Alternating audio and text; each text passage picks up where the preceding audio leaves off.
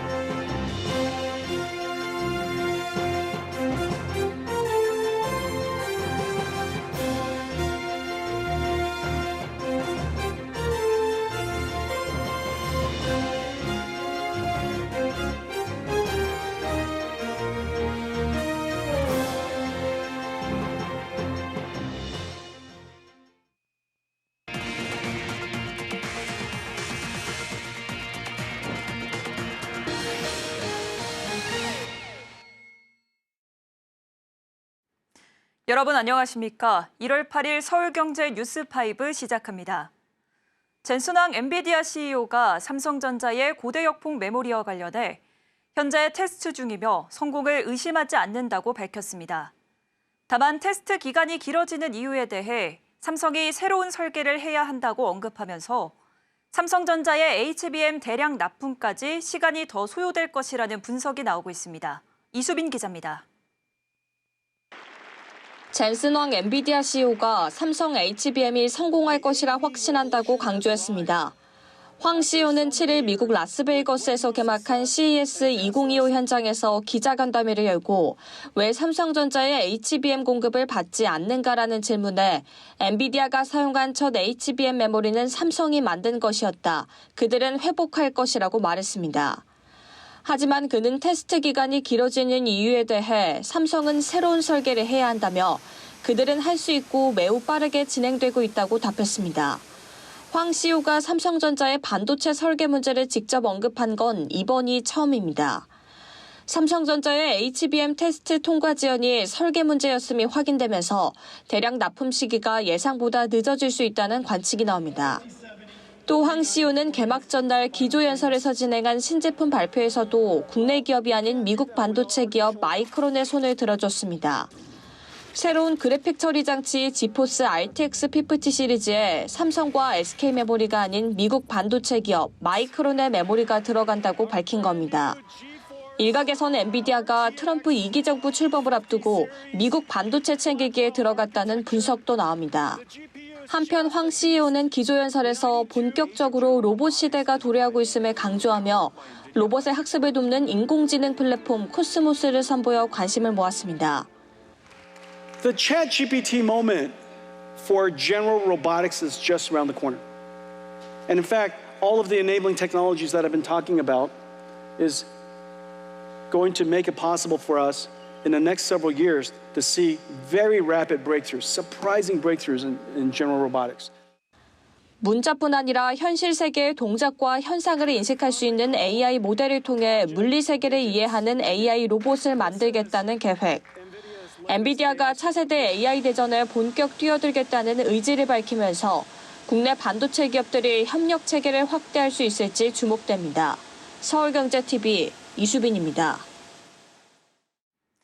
앞서 전해드린 대로 고대역폭 메모리의 엔비디아 대량 납품에 고전하고 있는 삼성전자가 지난해 4분기에 시장 전망치를 밑도는 6조 원대 잠정 영업이익을 냈습니다. 글로벌 경기 침체 장기화로 인한 전방 IT 수요 부진으로 삼성전자의 주력인 범용 메모리 수요까지 예상보다 부진했던 영향 때문이란 분석이 나오는데요. 김혜영 기자입니다. 삼성전자의 지난해 4분기 영업이익은 6조 5천억 원. 시장 전망치 8조 원대를 크게 하회한 건데 어닝 쇼크 수준입니다. 다만 지난해 같은 기간과 비교하면 130.5% 증가했습니다. 같은 기간 매출은 75조 원으로 전년 동기보다 10.6% 늘었습니다. 잠정 실적이라 부문별 실적은 공개하지 않았지만 캐시카우 역할을 하는 반도체 부문의 부진이 실적 부진의 주된 이유로 꼽힙니다. 증권가에서는 DS 부문은 3조 원 안팎의 영업이익을 낸 것으로 추정하고 있습니다. 삼성전자의 주력인 레거시 메모리의 수익성 악화가 길어지고 있다는 겁니다. 스마트폰, PC 등 전방 IT 수요 침체가 예상보다 깊어진 영향입니다. 수요 둔화에 중국의 저가 공세까지 더해지며 메모리 가격이 가파르게 하락하고 있습니다. 디램 익스체인지에 따르면 PC용 8GB DDR4의 평균 가격은 지난해 7월 말 2.1달러에서 12월 말 1.35달러로 반토막 수준입니다. 생성형 AI 인기의 고수익 제품인 HBM의 수요가 급증하고 있지만 삼성은 HBM에서 이렇다 할 실적을 내지 못하고 있습니다. 실적 개선의 열쇠로 꼽히는 엔비디아의 HBM 퀄 테스트는 10개월 넘게 지지부진한 상황. 올해 실적 전망도 밝지 않습니다. 실적 악화에 영향을 준 메모리 수익성 악화가 장기화할 수 있다는 분석. 트럼프 위기 행정부 출범에 수익 관세에 대비한 노트북 제조업체들이 조기 재고 비축에 나서며 가격 하락을 부추길 수 있다는 전망입니다. 시장 조사업체 트렌드포스는 1분기 디램 가격이 8에서 13% 추가 하락할 것으로 전망했습니다. 서울경제TV 김혜영입니다.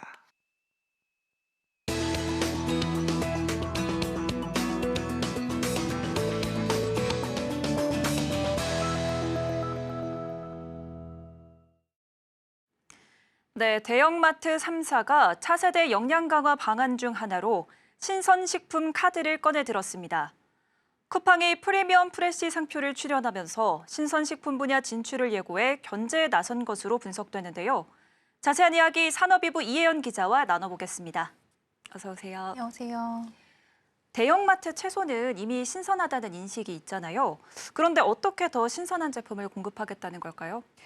네, 대형마트의 전략을 한마디로 말하면 이 고객에게 고르지 않아도 실패 없는 신선식품을 제공하겠다는 겁니다. 롯데마트의 경우에는 지난 2022년부터 신선식품 품질 개선 프로젝트인 신선을 새롭게를 시행하면서 이 신선식품 경쟁력 강화에 주력해 왔는데요.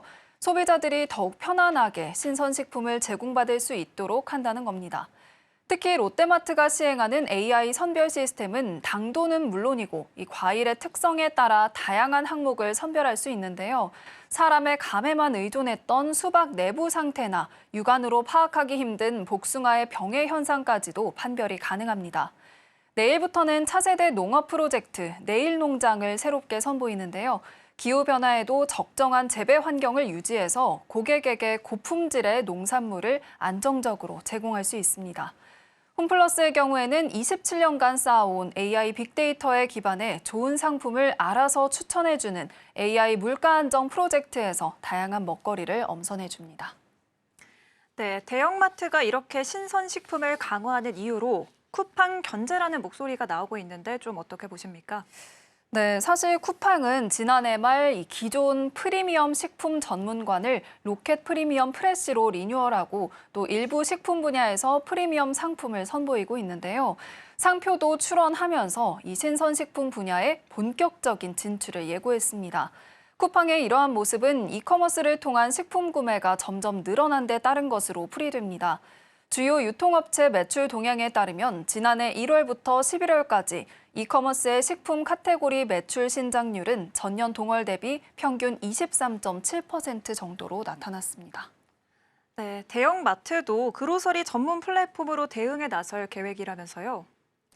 네, 롯데마트가 대표적입니다. 롯데마트는 올해 상반기 내에 롯데마트몰 앱을 그로서리 전문 앱 롯데마트 제타로 리뉴얼하고 물류 인프라도 구축할 예정입니다. 내년 1분기부터 가동하는 부산 첨단 물류센터 CFC가 핵심인데요.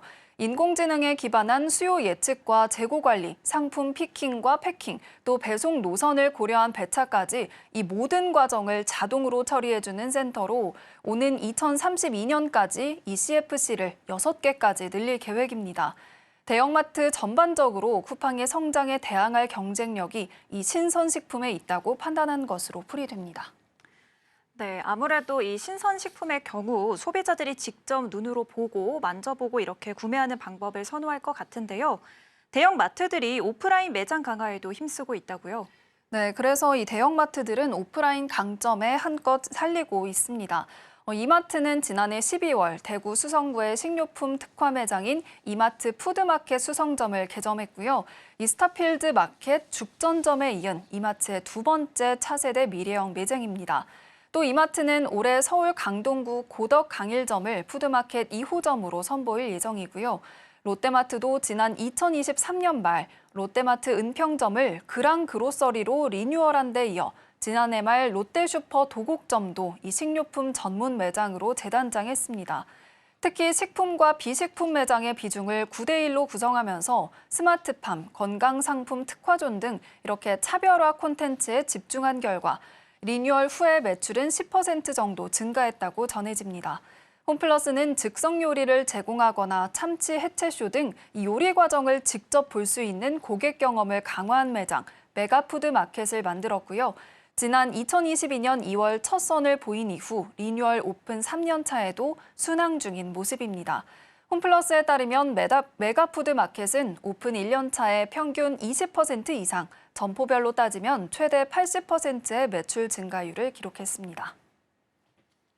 신선식품을 중심으로 한 유통기업들의 경쟁이 더 치열해질 것으로 보입니다. 오늘 말씀 고맙습니다.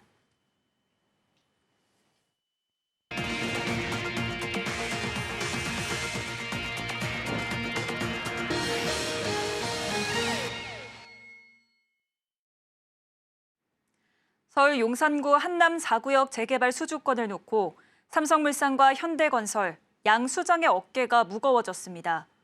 연초 가장 큰 도시정비 수주전인데다 대학 선후배 사이라 자존심을 건 싸움으로 번지고 있는데요. 또 수주 결과에 따라 임기 내 평가도 달라질 전망인 만큼 양수장 모두 수주에 사활을 걸고 있습니다. 이지영 기자입니다. 국내 시공능력평가 1, 2위 삼성물산 건설 부분과 현대건설이 한남 4구역 재개발 시공권을 두고 치열한 경쟁을 벌이고 있습니다. 한남 4구역 재개발 사업은 서울 용산구 보광동 일대에 51개 동 총 2,331가구를 짓는 프로젝트입니다. 총 예정 공사비는 1조 6천억 원. 위치와 일반 분양 물량 등을 고려할 때 한남 뉴타운 재개발 사업 중 가장 사업성이 우수하다는 평가를 받습니다. 두 건설사가 서울 정비 사업을 놓고 경쟁하는 건 2007년 이후 18년 만입니다. 특히 수주 전면에 나선 두 CEO는 서울대 건축공학과 선후배 관계이자 현장 전문가로 꼽히는 만큼 자존심을 건 싸움이 될 걸로 보입니다. 올해 취임한 이한우 현대건설 대표는 지난 4일 합동 설명회 현장을 찾아 조합들 표심 잡기에 나섰습니다. 한남 4구역 수주에 강한 의지를 보여주는 걸로 풀이됩니다. 특히 현대건설은 CEO가 현장을 찾았을 때 수주를 3번이나 따낸 경험이 있어 이번 행보에 업계에 관심이 모이고 있습니다. 오세철 삼성물산 건설 부분 대표도 지난해 11월 한남 4구역을 직접 방문했습니다. 오 대표는 2021년부터 회사를 이끌어왔는데 삼성물산이 이번 수주를 따내게 되면 한남 뉴타운 재개발 사업에 처음 진출하게 됩니다. 한남 4구역 수주 결과에 따라 임기 내 평가도 좌우될 전망이라 양수장의 어깨는 더 무거워졌습니다. 한남 4구역 시공사 선정 총회는 오는 18일입니다. 서울경제TV 이지영입니다. 고려아연에 대한 사모펀드 MBK의 적대적 M&A 시도가 넉 달 가까이 이어지고 있습니다. 과거 MBK가 투자한 기업들의 인력 구조 조정, 알짜 자산 매각, 스튜어드십 코드 미도입 등 약탈적 행위도 도마 위에 올랐는데요. 거센 비판이 일자 정치권도 대응을 위한 대책과 입법 논의에 나섰습니다. 김보연 기자입니다. 사모펀드 운용사 MBK 파트너스에 세계 1위 비철금속 기업인 고려아연을 겨냥한 적대적 M&A로 인한 부작용이 상당할 것으로 예측되면서 정치권에서도 발빠른 대응을 위한 대책과 입법 마련에 나섰습니다. 이학연 국회 부의장과 민병덕 더불어민주당 의원, 신장식 조국혁신당 의원 등 14명의 의원들은 공동으로 8일 국회의원 회관에서 사모펀드의 적대적 M&A, 무엇이 문제인가를 주제로 긴급 토론회를 진행했습니다. 적대적 M&A는 대상 회사의 주식을 공개적으로 매수하거나 기존 주주들로부터 대량의 주식을 매입해 지분을 확보하는 과정인데 피인수 기업의 동의 없이 또는 경영진의 반대에도 불구하고 강행되는 기업 인수 및 합병을 의미합니다. 발표자로 나선 이정환 한양대학교 경제금융대학 교수는 적대적 M&A 현황과 문제점 및 국민연금 등 관계 당국의 역할론을 제기했습니다. 최근 고려아연 사태 같은 경우는 경영권 분쟁이 좀 애매한 상황이거나 사실 좋은 기업이라고 할 수 있는 기업에 MBK 같은 국내 대형 사모펀드가 들어오면서 이것이 자본의 흐름이 바람직한 것이냐. 이런 자본시장에서의 순기능보다는 어떻게 보면은 조금 돈을 쉽게 벌 수 있는 길을 택하고 있는 것이 아니냐. 이 부도덕한 자본이란 논의를 빨리 벗어나게끔 다양한 행동을 가져가야 된다는 것을. 학계에서는 또 과거 사모펀드의 기업 인수 뒤 불거진 고용 불안정 문제와 핵심 자산 매각, 노조 약화 사례 등을 언급하며 대책 마련을 촉구했습니다. 법무법인 연은 조혜진 변호사는 과거 MBK의 인수 이후 구조조정으로 해고당한 홈플러스와 방송통신사업체 CNM 사례를 들면서 국민연금법 개정에 대한 필요성을 강조했습니다. 그는 실제 MBK는 홈플러스를 인수한 뒤 10년 동안 약 1만 명의 인력을 줄였으며 CNM의 경우 최초 인수 당시 한 고용 유지 약속에도 불구하고 사실상 불법 파견에 해당하는 하청 구조의 고용 관계를 형성해 최악으로 치닫게 만들었다고 비판했습니다. 이어 최성호 경기대 행정사회복지대학원 교수, 최준선 성균관대 로스쿨 명예교수가 토론자로 나서 포이즌필, 파등 의결권과 같은 경영권 방어를 위한 장치 및 국민연금 역할을 확보할 수 있는 제도적 근거 마련 기묘성을 밝혔습니다. 이 같은 상황에서 고려아연의 주식 63만여 주를 매도해 지분율을 7.49%에서 4.51%로 낮춘 국민연금공단의 캐스팅보드 역할에 관심이 쏠리고 있습니다. 서울경제TV 김보안입니다.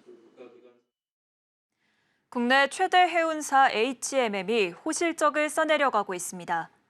치솟는 환율에 중동 사태 장기화, 중국발 밀어내기 물량까지 더해지면서 지난해 4분기 역시 시장 전망치를 웃도는 실적을 기록할 거란 예상이 나오고 있는데요. 호재 속 몸집이 더욱 커지면서 반대로 HMM의 지분 매각은 한층 더 난항을 겪을 거란 관측입니다. 이혜란 기자입니다. 비상계엄 여파로 환율이 상승한 가운데 중동 사태 장기화, 미국의 관세 인상 예고로 중국발 밀어내기 물량까지 맞물리면서 올 초까지 글로벌 해인 운임 강세가 계속될 거란 전망이 나오고 있습니다. 지난 3일 기준 글로벌 해상 운임 지표인 상하이 컨테이너 운임 지수는 2,505.17포인트, 통상 속립분기점으로 삼는 1,000선을 훌쩍 넘겼습니다. 이에 지난해 4분기 실적을 비롯해 올해까지 HMM의 실적 호조도 이어질 거란 예상. 다음 달 잠정 실적 발표를 앞둔 H&M의 지난해 4분기 시장 전망치는 매출이 전년 동기 대비 35.6% 늘어난 2조 7,977억 원, 영업이익은 1,566.8% 증가한 7,067억 원으로 전망되고 있습니다. 호재가 계속되고 있지만 HMM의 대주주인 산업은행과 한국해양진흥공단이 마냥 기뻐할 수 없는 건 커지는 몸값의 매각 부담이 더욱 커졌기 때문입니다. 지난해 매각 협상이 결렬됐을 때 하림의 인수 희망 가격은 6조 4천억 원이었는데 재매각 시 기업 가치가 8조 이상에 달할 거라는 관측이 나오고 있어 대규모 자금을 조달할 수 있는 인수 후보자군을 찾는데 더 난항을 겪을 거란 전망이 계속되고 있습니다. 높은 대주주 지분율을 해결할 방안으로 업계에서는 HMM의 자사주 매입이 언급되는 상황. 이에 대해 HMM 측은 기업 가치 제고를 위해 다양한 방안을 강구하고 있으나 아직까지 확정된 사항은 없다고 밝혔습니다. 서울경제TV 이혜란입니다. 건설업계와 금융권을 뒤흔들었던 부동산 프로젝트 파이낸싱 재구조화 작업이 지난해에 이어 올해도 이어집니다. 금융당국은 상반기까지 16조 원 규모 부실 사업장 재구조화 정리를 마치겠다는 계획인데 현장에서는 좀처럼 속도가 나지 않고 있습니다. 이연아 기자가 보도합니다. 금융당국이 지난해에 이어 올해도 부동산 프로젝트 파이낸싱 PF 재구조화 작업을 추진합니다. 당국은 올해 상반기까지 16조 2천억 규모 PF 부실 사업장 재구조화 작업을 완료한다는 계획인데 이는 당국의 사업성 평가 결과 파악된 PF 재구조화 정리 대상 규모 20조 9천억 중 77.5%에 달합니다. 이어 부동산 PF 재구조화 속도를 높이기 위해 업건별 자기자본 비율에 따른 위험 가중치와 충당금 규제를 차등화한다는 계획입니다. 금융위원회는 오늘 시장 안정, 민생금융, 금융혁신 내용 등을 담은 2025년 주요 업무 계획을 발표하며 시장 안정을 위한 리스크 대응 조치로 부동산 PF 안정적 관리를 꼽았습니다.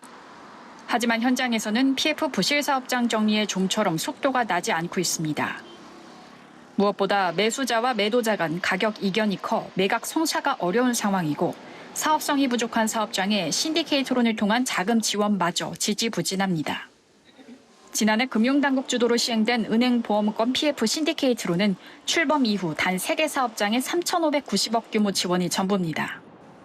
당국은 최대 5조 원까지 신디케이트론 단계적 확장을 계획하고 있지만 금융권에서는 쉽지 않다고 전망하고 있습니다. 금융권 안팎에서는 현 시점에서 사업성이 있고 분쟁 없는 사업장을 선별하는 것이 한계가 있다며 오히려 한국은행의 기준금리 추가 인하를 통한 부동산 시장 회복이 이루어질 때 재구조화 작업의 속도가 날 것으로 전망하고 있습니다. 서울경제TV 이연아입니다. LG전자가 지난해 최대 매출액을 경신했습니다. 다만 지난해 4분기 성적표는 해상 운임 급등 등 비용 증가로 다소 부진했습니다. LG전자는 연결 기준 작년 한 해 매출이 87조 7,442억 원으로 전년보다 6.7% 증가한 것으로 잠정 집계됐다고 오늘 공시했습니다. 2022년 이후 2년 만에 최대 연간 매출 기록을 새로 썼습니다. 다만 같은 기간 영업이익은 3조 4,304억 원으로 전년보다 6.1% 감소했습니다. 지난해 4분기 실적은 시장 기대치에 미치지 못했습니다. LG전자의 지난해 4분기 영업이익은 1,461억 원으로 전년 동기보다 53.3% 줄었고 매출은 전년 동기보다 0.2% 증가한 22조 7,775억 원으로 집계됐습니다. 현대차 미국 판매법인이 미국 최대 전자상거래 플랫폼 아마존에서 자동차 판매를 본격적으로 시작합니다. 현대차는 지난 2023년 11월 LA 오토쇼에서 아마존과의 전략적 파트너십 체결을 발표하고 아마존을 통한 차량 판매 계획을 처음 밝힌 바 있습니다. 양사는 1년여간의 준비 끝에 아마존 내 오토스 코너에서 자동차를 판매할 수 있는 시스템을 구축했습니다. 현대차는 자사 제품이 아마존 오토스에서 구매할 수 있는 최초의 브랜드이며 현재 유일한 브랜드라고 강조했습니다. 호세 무뇨스 현대차 최고 경영자는 자동차 구매에 걸리는 시간을 15분 정도로 단축할 것이라고 설명했습니다. 서울경제 뉴스5 저희가 준비한 소식은 여기까지입니다. 함께해 주신 여러분 고맙습니다.